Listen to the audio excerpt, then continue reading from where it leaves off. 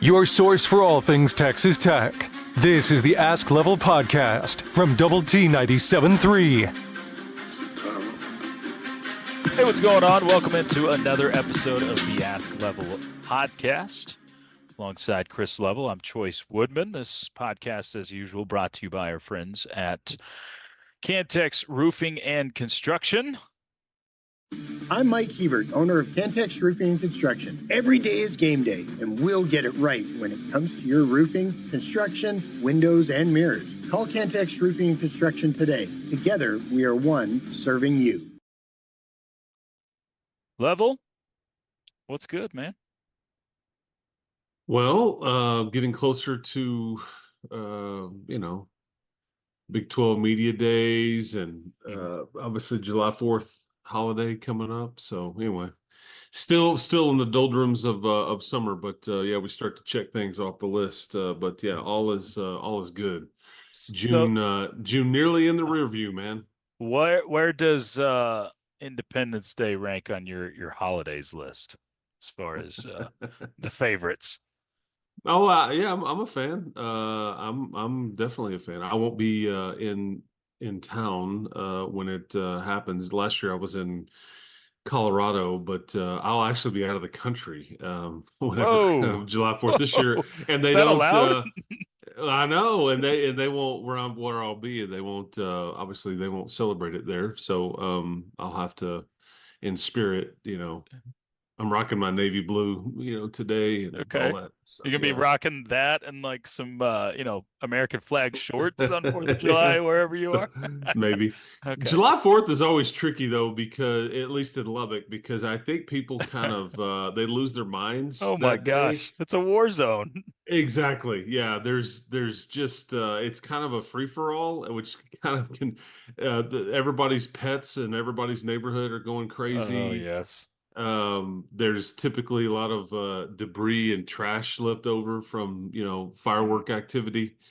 We've had enough rain, I think, locally to where I think everything should be okay. But there's always the errant pyro that causes some or has the potential to cause some damage, and you just hope that people will be safe because there's a lot of high probability for a lot of people being overserved. You're dealing with fireworks. It's just So America. Yeah, that's right. I typically like to be somewhere or at home. But by the time that it gets just kind of too chaotic, because it's a bit tricky maneuvering your way around when it gets dark, and like I said, it's a war zone. So Yeah, but the flatland of Lubbock. If you can get a decent look at the horizon, just the fireworks everywhere is pretty amazing. So yeah, that's right. Yeah, so that's coming up. We got all sorts of summer stuff going on as far as lists everywhere, and now that I think about it too, I think it's funny because July 4th is synonymous with that grotesque hot dog eating contest. I'm not opposed to a hot dog, but it's like hot dogs and apple pie kind of. It's kind of like Sure. the cliche-ish. Yeah. No, man. I think I'm out. I think I'm more of a burger and a peach cobbler guy, or Okay. a burger or barbecue and Right. or steak even, and then like strawberry shortcake or something. I think there's definitely things that rank much higher than on the July 4th like cookout or barbecue list, or however we want to frame that, than a hot dog and apple pie. Little nana As pudding. far as you see, there you go. That's another Yeah. one. That apple pie.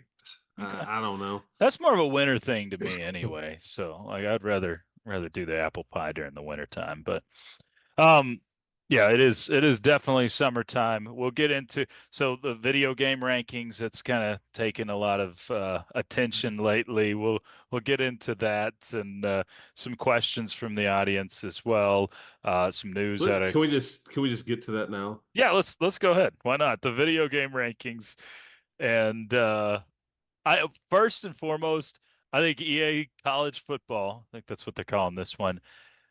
I mean, they've had a master class of how to market this game, and they've got everybody talking about it. They're doing it at the right time of year too, but whether you like what they've done or not, that people are talking about it. Well, people love a list. Yes. Okay, yeah, especially those of us that are in the space of talking about said lists, Mhm. and at the right time of year, as you mentioned, when it's kind of in between, Mhm. kind of general off season. Yeah. I think that I'm curious if the folks that are in charge of these lists, or of the folks that were really tasked with putting these ratings or rankings together, how much college football that they've watched, how much is it based on let's create a buzz, let's go with the let's try to create as many impressions as we can. Sure. I clickbait mentality, if you Oh yeah. will. I mean, all you need to know is that they had like Colorado is like ranked as one of the top defenses in the country coming into the What? year, Yeah. and they were god awful last year. They couldn't. I mean, if it was a race for like 100-meter race, and they were racing against their pregnant wife, they would come in third. That's how bad their defense was. Um, so anyway, it's supposed to elicit conversation. They're doing their job there. The home field advantages, the top offenses and defenses, and all that stuff, and we all get sucked into it. Here we are right now, But yeah, Sure. it's interesting. A&M is the top or the toughest place to play. Hmm. They hadn't just won a ton. No. It does get loud there, but it's kind of the eye of the beholder on their loudness, and it's just there's a lot of weirdness Lots of that. there. I've been there multiple times, and it does get loud. And for all their indifference about Texas Tech that they would claim, they would show up in droves and scream and yell as loud as anybody in Yep. any opposing venue that I've ever been in. So, and that was there was a couple times where I was there. The even a pirate can be the soldier. That's what he's. Good That's what Mike. memories. That's what Good. Mike said. Uh, it was 2006. six. That's Six. Yeah. right. Mhm. Robert Johnson catch. Yeah, that was a Well, fun game. it was Shannon Woods picking up the blitz Okay. that Yeah. allowed that throw to be made. Yeah. Yeah, Definitely. that's worth pointing out. But yeah, so anyway, it's lists are fun as long as you take them for what they're worth. So that's probably the most egregious one, and the Dion effect. Call it what you want. I mean, Colorado wasn't. They were not just listed as a top 20 defense. They were ranked number 8 on this list for offense. And Colorado finished last year 8th place in the Pac-12 when it came to points per game. So take This is that for what based it's worth on too. the Shador Sanders and Sure it Travis is. Hunter component, I think. So, But as we saw with Colorado, 2 players don't make a team. We saw that last year, and it's going to take a lot more. especially when one of them's hurt. Yeah, one of them was hurt most of the year. And that'll be to localize it a bit. That rule will be a really fun, I think, home game for Texas Tech this year. Just with it'll just be kind of a, I don't know, circus component. I'd be interested to see kind of the whole show up close, what that looks like. Because I mean, I think that those two guys are potentially. I don't even know if I want to say potentially, but they are going to be in most people's first round draft next year. Oh yeah. Yeah, I'd say probably top 10 picks of each one. Potentially, So yeah. So yeah, that's going to be fun. I am curious if Colorado will have done what they did last year by the time they come here, because you're not getting them till November in Lubbock. So are they already kind of, is the train kind of derailed at that point or not? or is it rolling? And Or if is it it's rolling? rolling, that game will be even that much more of a circus and that much more of a huge event for not just one but both teams. Yeah, no doubt. And like them or hate them, they are a darling to the TV networks right now, Colorado. So you'll benefit from that as well. But yeah, EA has done that with the video games. It's getting the attraction. Will be interesting to see uh, the actual game when it comes out in mid-July because people are very highly anticipating. You gonna get this game? Are you a video game guy at all? Because I have not owned a up-to-date console since the Wii came out. But it's no joke. It is tempting me to buy a console just for this college football game. I have a an interesting relationship with video games. I don't want to say I have an addictive personality. That's not right, but Eh, I do. I get it. I'm afraid of the time waste that I would be involved with if Same here. Same yeah, here. and Yeah. I think know your own weakness, Hmm. and maybe it's lack of mental toughness, lack of discipline. I mean, call it what it is. I feel like if I got something like that and I was interested and kind of played it, then I would neglect other things that needed my time and attention. So I Fair. have not been I knew guys in college that could play stuff a little bit and then still do get their studies done and focus on that. And then I knew guys that Oh yeah. just yeah, I'm not going to class today, Yeah. and that always scared me. I'm like, I can't be that person, So Sure. I just was like, and again, I fully admit it's my own weakness, it's my own lack of discipline, my own lack of mental toughness, however you want to phrase it. It's yeah. So Yep. So will be fun to watch this video game come out and how people go crazy over it. So, Level, we do get some news from college. Now we have explain this to me. I've read it, but explain in more terms, dumb it down for me. Unlimited coaches. What does this mean for college football? well, for years, as and I operate in the football and men's basketball circles, obviously, and for years, those two staffs in particular have been bloated a bit, and I think Nick Saban kind of started this practice, 6 to 9 years ago or something. I don't know when that kind of started to. You had the analysts and you had all these different positions, and it was definitely ways to add more intelligence and expertise, X's and O, or recruiting connections, however you want to phrase it, to your coaching staff.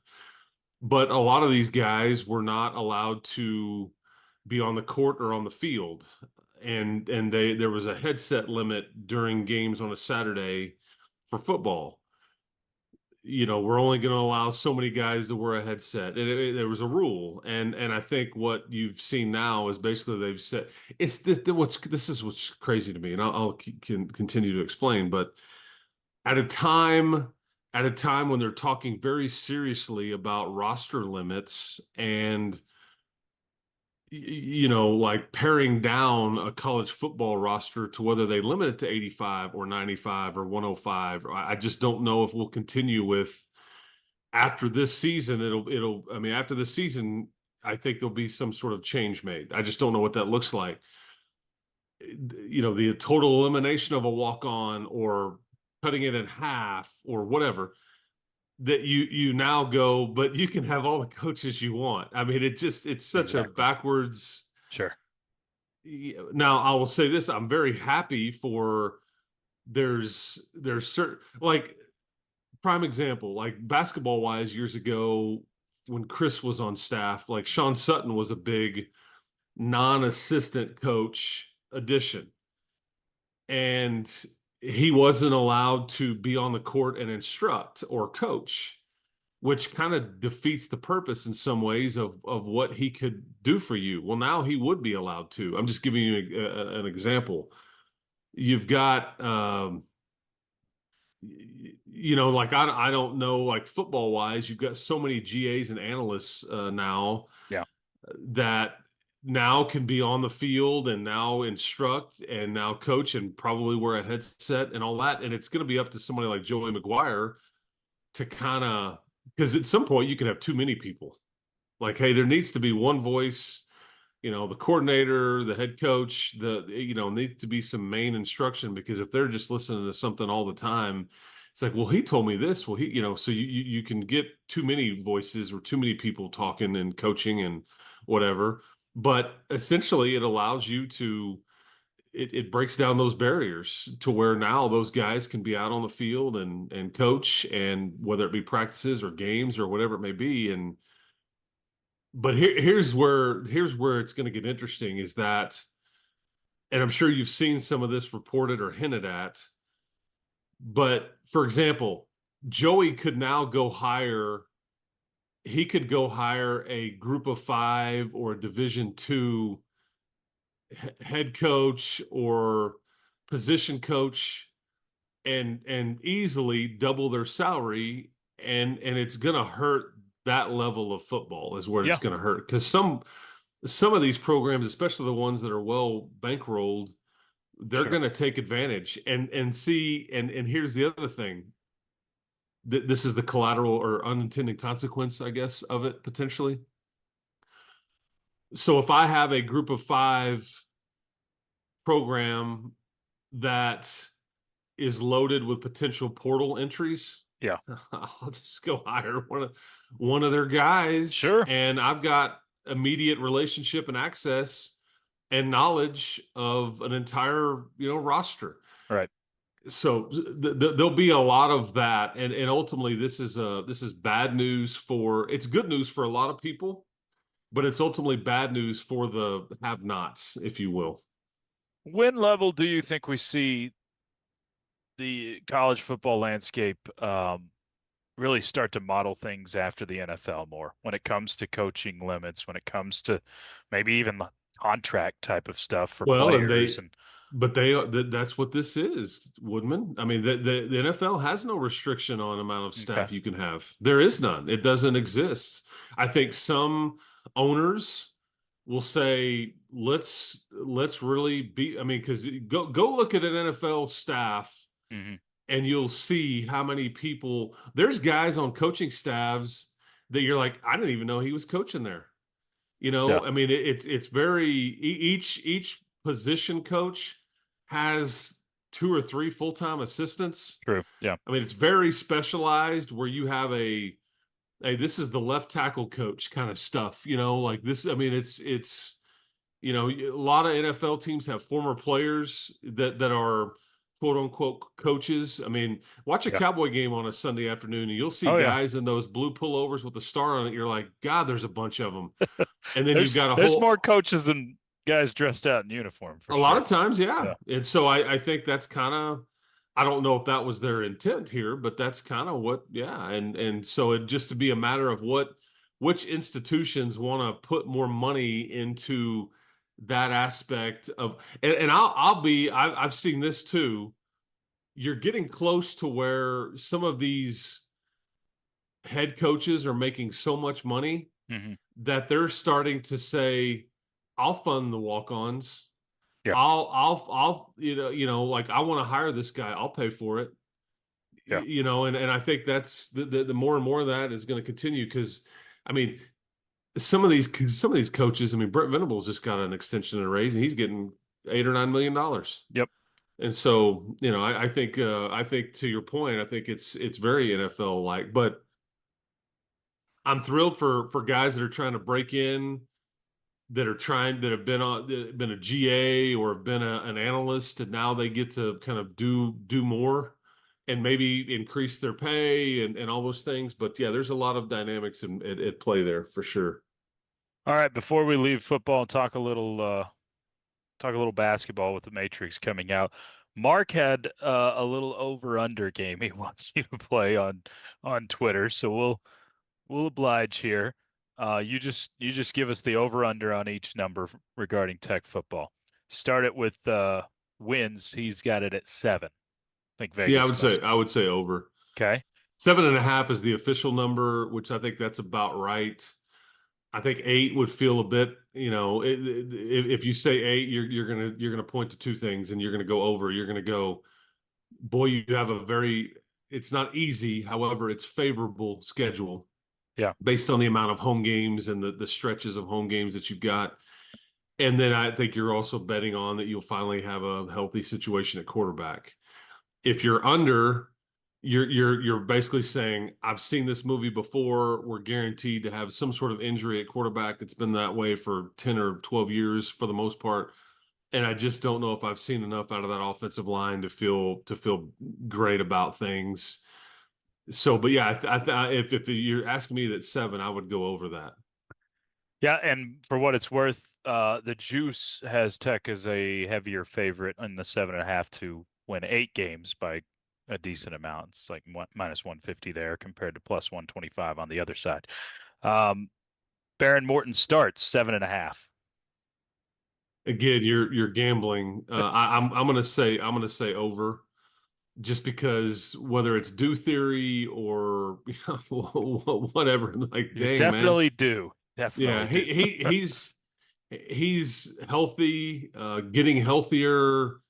I Yeah, don't really have any qualms about that. I think I don't really get too worried about that. But again, you're always one hit away, and I think that because of the situation that he's been in, I think he's learned to train differently, and I also think that he's older now to where hopefully he now understands how to take care of himself better. And what I mean by that is on a Saturday afternoon, right. throw it in the stands, take a sack, Yeah, and it's hard to tell these guys that they're competitors. They're going to fight for every yard. It's not in his DNA. sure. But you hopefully there's some some smarts there that or common sense. But again, it's tricky because that's just not the way guys are wired. I remember, have we talked about this before? Remember, like when Troy Aikman had those concussion issues, Hmm. and he's like just leaping into the end zone from 3 yards out. This is years and years ago, obviously, when he was playing Yeah, for the Cowboys. And I'm like, what are you doing? Like, what? But that's just not. yeah, They're competitors, and he's getting paid millions of dollars at the time, but they're trained to win. They're trained to it's a game of inches and all that stuff. And sure. I mean, Alan Bowman years ago against Oklahoma, when he had the collapsed lung issue, if he just goes out of bounds at the 2 yard line, but he tried to cut it up at the 2 yard line to try to score, Yep. and he got popped by that Oklahoma Sooner linebacker. And then that was pretty much it for him that Was it? year, because he came out of the locker room. I'm standing right there. I like go back up to the boys. I'm like, we have a problem. Alan Bowman just went back in the locker room, Yeah. and then you've got somebody different warming up, but it's just easier said than done on all that. But I'll go over due theory, even though there's no such thing. Offensive ranking for Tech over under 50th nationally. Offensive, Offensive. boy, I think it'd be a major disappointment. And is this yards per game or points per game, or is this how are we basing this? Doesn't say, so you can base it how you want. Yeah, I mean, with what you have, golly, I would certainly think that's an easy target. Should be. Yeah, Total defense 70th nationally. yeah, I'm not as certain there. I would ask for, I'm not as worried about defensive ranking per se as much as I am like stuff like turnover margin Yeah. or takeaways. Yeah. I think that this is a big question mark on this side of the ball, just because they are inexperienced, at least here, younger, I think faster, yeah, deeper, Yeah. yeah, but inexperienced, oh yeah. And what does all that equal? I'm going to trust Tim DeRuyter though, in that. How about this for a stat? I bet most people don't realize this. In the last 15 years, you have averaged 22 sacks per game. Okay, on average per game. Okay. I say that per season. Sorry, per season as a team. Okay, 22 per season for the team. In the last 2 years, though, Tim DeRuyter is averaged 29 per season. So they get to the quarterback more. I think that my criticism would be that needs to turn into more takeaways, the take three thing, and all those. Those are always, yards can be hollow. Yards can be like, okay, or turnover margin or takeaways / points given up. You know, that's ultimately what it comes down to. How many field goal attempts are you forcing? How many, how good are you in the red zone?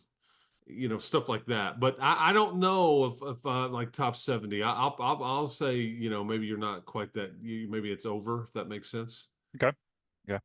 We'll hold on to a few more of these, Mark, for our next podcast. So we have time to get to a couple more questions. We'll get to some of those over-unders the next time. One more question on the football front.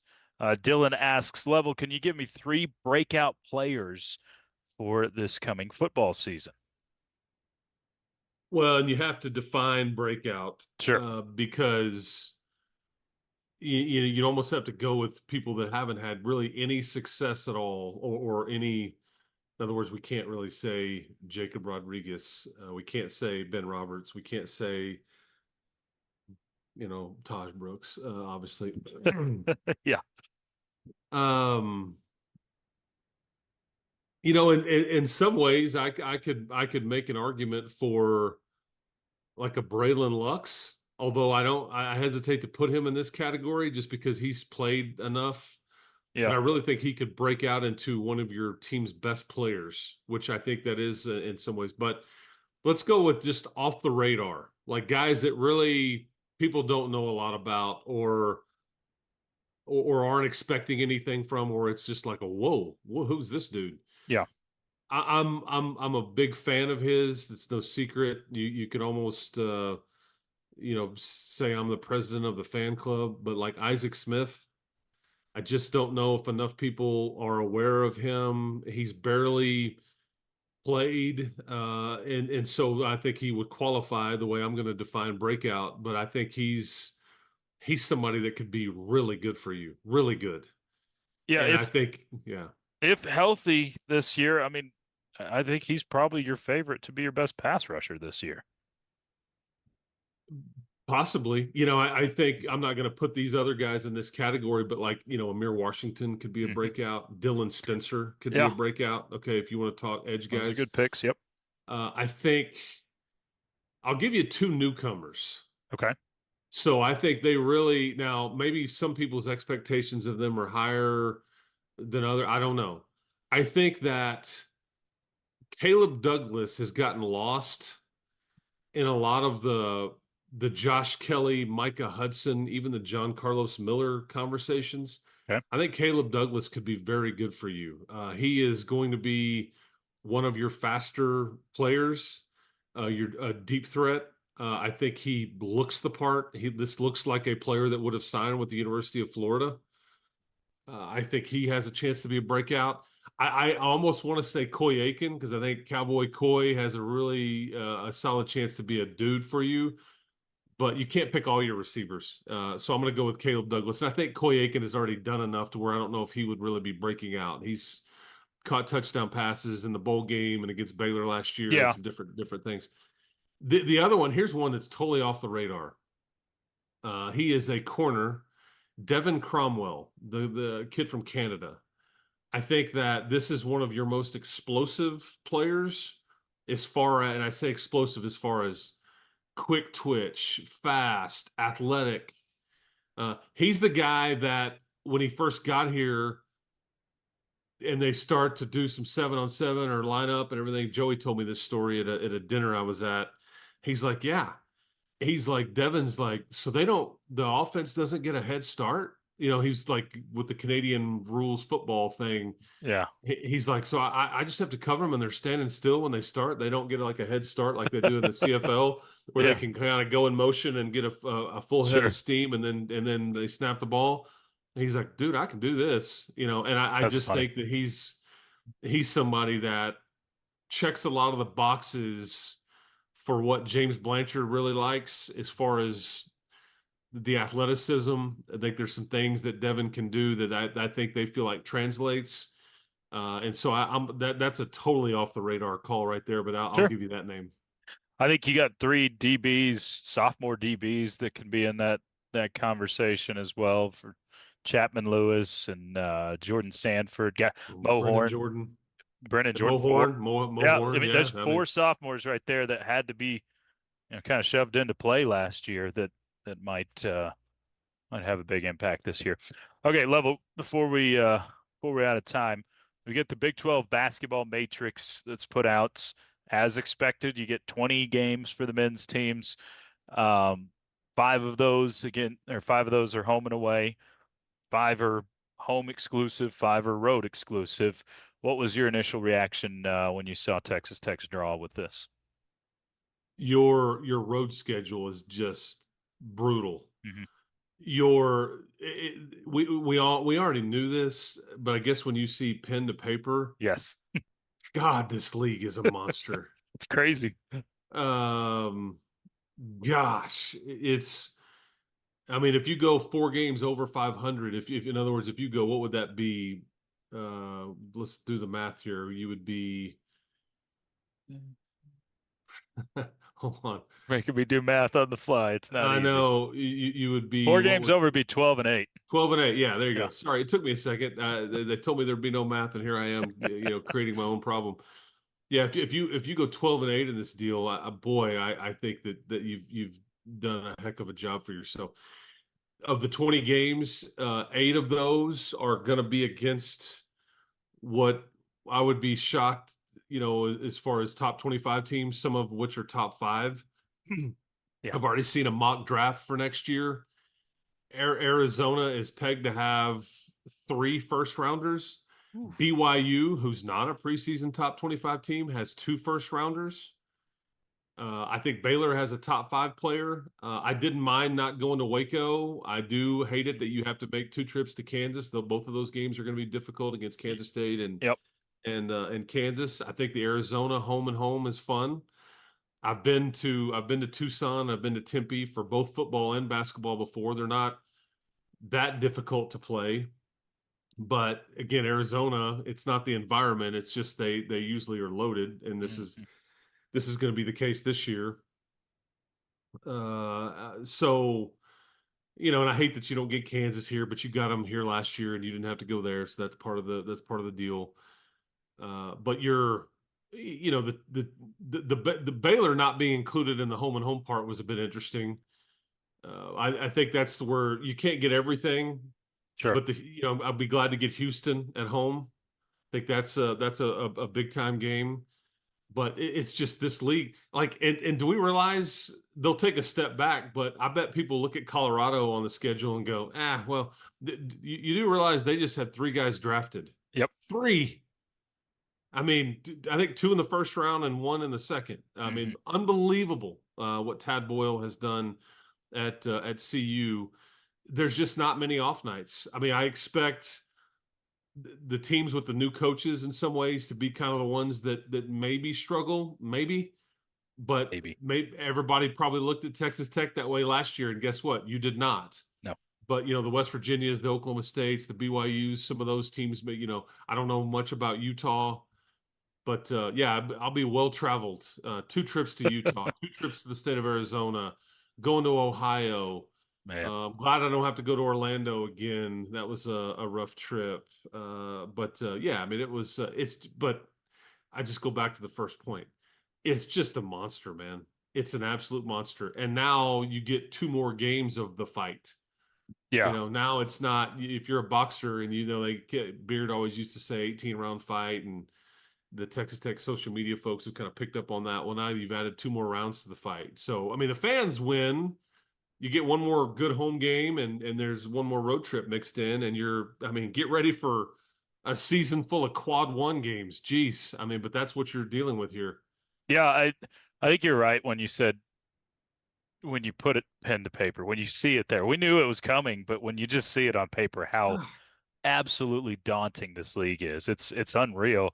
And I do wonder if you hit a point where it's too tough, like 20 games is too much for your league and you beat up on each other too much. I don't know if you're there or not, but it's it's not going to go away. I no. mean, this is what yeah, I mean, but it puts an emphasis on amnesia. Like, hey man, if you lose 3 or 4 in a row, like, Sure. you got to stay the course, because 500 or below in this deal, and now that there's 1 less Power 5 league, or Power League, I should say, because now we're down to Power 4. more teams from the Big 12 are going to get in. So the metric of, boy, you got to be 500 or better, or you can be 1 game below or 2 games below. I mean, that's going to all change a bit. And so, but it also puts an emphasis on depth, because you're going to have to get into your depth. You can't play these guys, 35 minutes a night. And we saw how many injuries the Big 12 suffered last year with key figures, even into the NCAA tournament.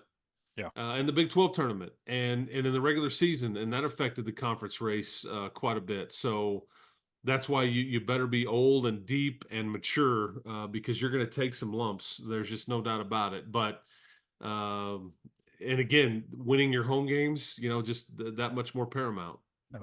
No doubt. Level, fun, flew by as usual. Enjoyed it. We'll do it again soon. Well, have a good 4th. Everybody be safe out there. We'll talk to you, after the holidays commence and all that. Appreciated it. Big 12 Media Days come up. By the time we talk next, I bet you get preseason, the media poll. Yep. We'll have I'm that. going to say that Tech is going to be somewhere between 7th and 11th. Okay. Some people may comprehend that. Some people may get triggered by that. It's hard when you go 1 to 16. Yeah. And again, I think your first number is going to be more accurate. I think it'll be right around 7 or 8. Either way, whatever it is, Joey will use it. Oh, sure. Yeah, they will use it. Sure. So, but yeah, we'll have plenty to get into next time. Enjoyed it. Thank you to Cantex Roofing. Woodman, thank you to you too, man. Absolutely. That's Chris Level. I'm Chois Woodman. You've been tuned into the Ask Level podcast, brought to you by Double T 97.3. You've been listening to the Ask Level podcast, powered by Double T 97.3.